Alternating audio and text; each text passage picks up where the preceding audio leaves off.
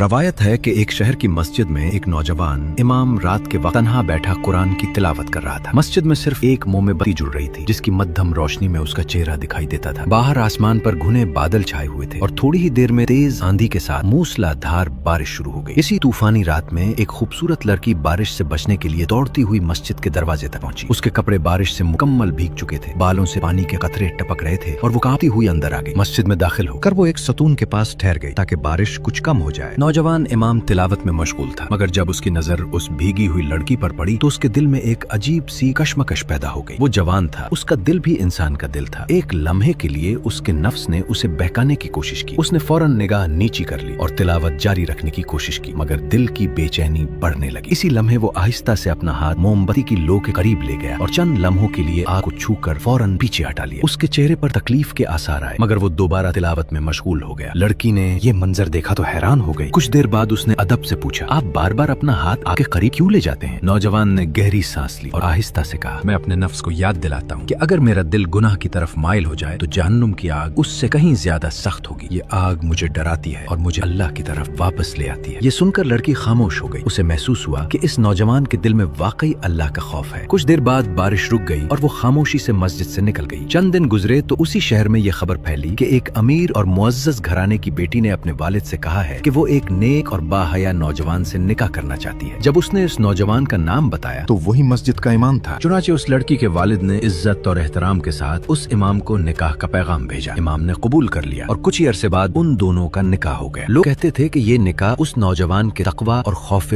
خدا کا انعام تھا، کیونکہ جو شخص تنہائی میں بھی اللہ سے ڈرتا ہے، اللہ اسے ایسی عزت عطا کرتا ہے جس کا وہ گمان بھی نہیں کر سکتا۔